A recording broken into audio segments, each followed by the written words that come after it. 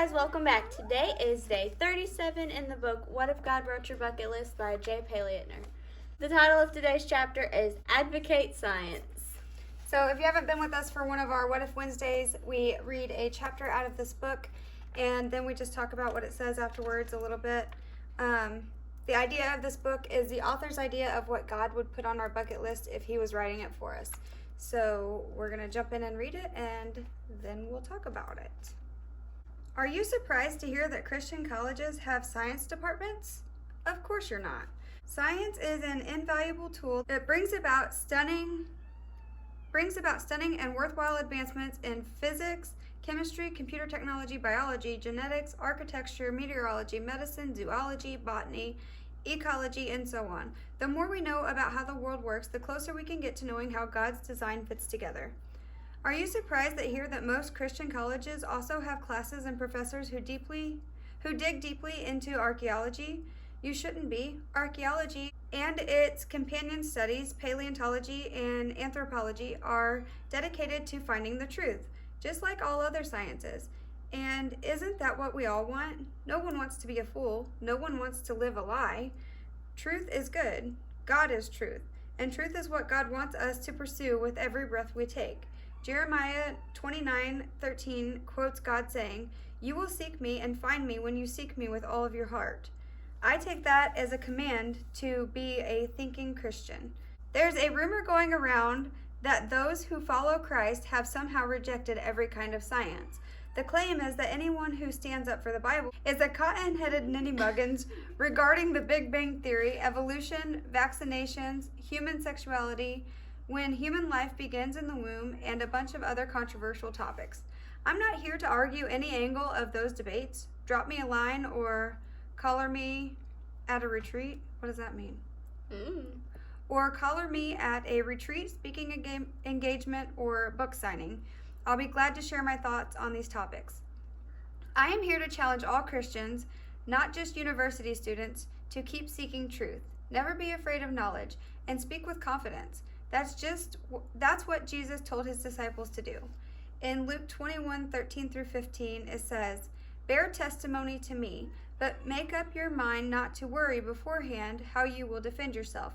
For I will give you words and wisdom that none of your adversaries will be able to resist or contradict."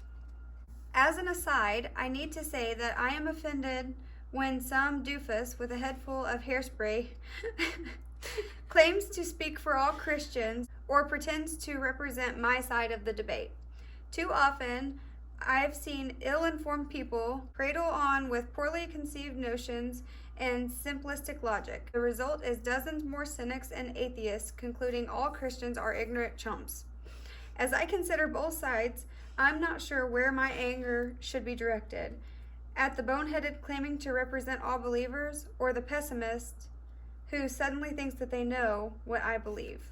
Please continue to take a stand and give testimony to how God is working in your life, but do your homework early and often. Better to say "I don't know" than to make a claim or statement that gives ammunition to your adversary. As the 5th century philosopher Augustine said, "He only errs who thinks he knows what he does not know." Science is not a threat to Christianity. On the other hand, the greatest threat to seeking truth and sharing our faith might be the current trend toward Deconstructionism, which suggests there is no such thing as truth. The best way to counter such a position is probably to cite personal experience. Make a statement that cannot be debated, such as, "There's a new freedom and hopefulness in my life, and I believe it's a gift from God. It happened to you, and it's what you believe." They can call you a chump if they want, but they can't say you're wrong. The Bible, of course, provides excellent instruction on personal evangelism. Always be prepared to give an answer to everyone who asks you to give the reason for the hope that you have. But do this with gentleness and respect, and that's 1 Peter 3:15. Finally, even in your scientific pursuits, never forget love. Love confounds your average scientist. It cannot be defined in human terms. It cannot be measured. Love really cannot be questioned, debated, or solved. which is perfectly fine because some things cannot be fully understood and scientists do get things wrong sometimes. At a point in time, scientists told us the world was flat, the Titanic was unsinkable, tobacco cured all variety of ills. A variety. A. Tobacco cures everything. I thought that looked weird. Tobacco cured a variety of ills. The earth was the center of the universe. Wrong, wrong, wrong, and wrong. But 1 Corinthians 13:8 guarantees love never fails. And then on the bottom, he's got checking the list, and it says, you don't have to be the smartest person in the room. Instead, be the most humble, the most curious, the most caring, the most real. Be the one who listens and asks questions. Be the one whom other people approach when they want to talk about things that matter. Be a thinking Christian. So I think basically what he's saying in this one is just always be open to learn new things and don't close yourself off.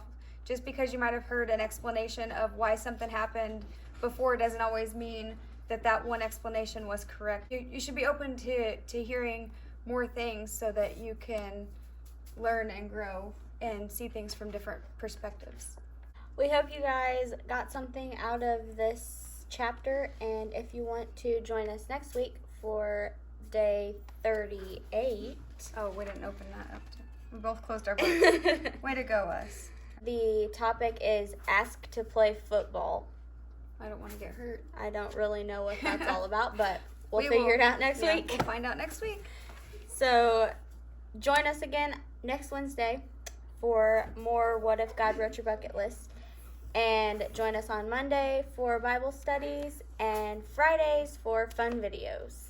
Yep, we hope to see you guys there, and we hope you have a good day. We'll see you in the next one. Bye.